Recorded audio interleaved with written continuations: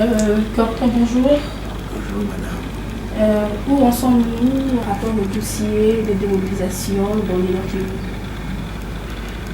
Bien, merci beaucoup. Nous avons travaillé, comme vous le savez, beaucoup travaillé dans l'Ituri et dans le Nord Kivu, comme dans le Sud Kivu. Au Nord Kivu, le Nord Kivu a été la première province qui a fait sortir un grand nombre, dans un premier temps, à Mbambiro par exemple, a fait sortir un nombre de 1530 plus 280 dépendants. N'eût été la guerre, nous aurions déjà terminé la phase de réinsertion et passé à la phase de la réintégration dans les communautés. Mais maintenant, nous sommes en train de travailler avec nos partenaires pour réunir les éléments qui vont nous permettre de travailler sur la réinsertion au niveau de la ville de Goma, une partie, mais également pour le bureau avec d'autres partenaires pour ceux qui sont ressortissants de cette partie. Donc, à notre niveau, le travail évolue. À Beni, il y a beaucoup de réductions. Également, à Lubero, à Kassando, nous recevons chaque jour maintenant de réduction. Il y a eu un problème dans un groupe armé qu'on appelle IPLC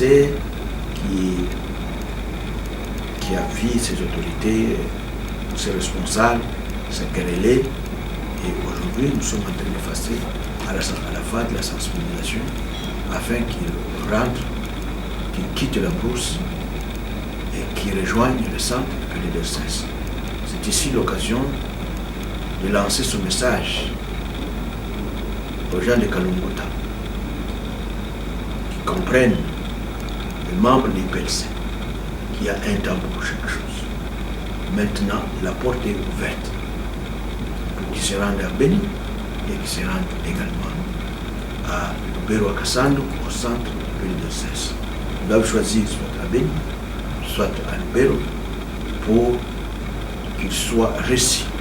Et nous leur assurons que lorsqu'ils vont arriver, ils ne seront pas maltraités, ils seront bien reçus et ils vont passer à la phase de la réinsertion, du désarmement, de la démobilisation, de la réinsertion, mais également ils seront réintégrés pour une nouvelle vie. Et quelles sont les difficultés rencontrées dans la poursuite de cette opération de démobilisation?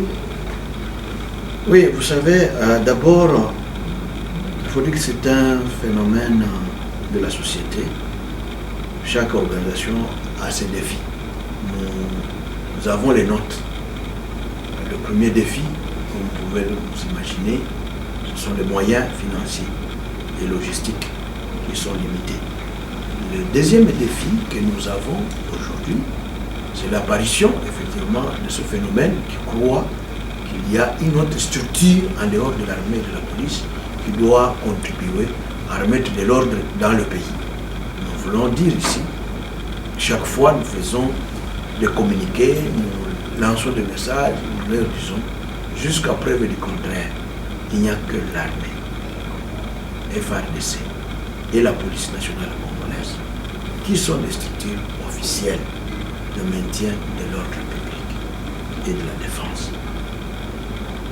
Ce phénomène, Wazalendo, nous a créé beaucoup d'états, nous a créé également des contradictions avec certains membres de la communauté internationale, mais nous voulons rassurer ici qu'il n'a jamais été question de la part du gouvernement de créer notre structure en dehors des structures officielles. Lorsque nous parlons de la réserve armée de la défense, il y a des normes. Et d'abord, il n'y a pas encore un décret qui est promulgué à cet effet.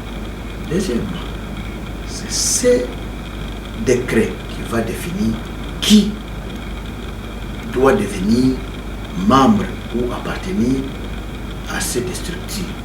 Mais ça ne doit pas être d'emblée comme ça. Quelqu'un qui est à Lubero, quelqu'un qui est à Fizi, il dit directement, moi je suis d'emblée membre du RAD. Non, ça ne se fait pas comme ça. C'est l'anarchie. Je leur demande de revenir à la raison.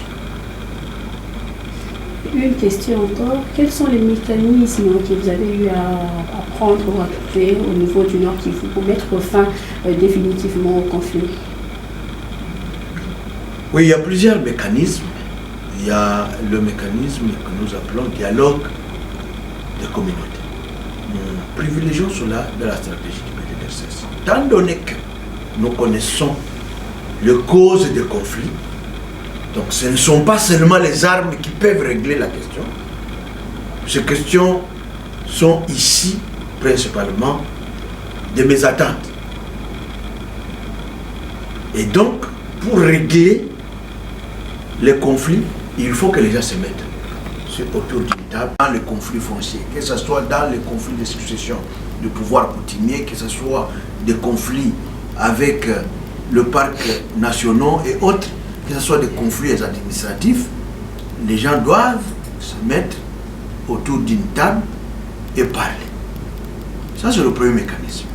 La justice transitionnelle fait aussi partie d'un mécanisme de réconciliation et de règlement des conflits. Donc, nous privilégions tous ces instruments pour que nous puissions arriver à des résultats où nous voyons des communautés vivre en harmonie comme dans les temps et continuer à vaquer à leurs occupations, avoir une stabilité, mais également promouvoir les initiatives de développement communautaire.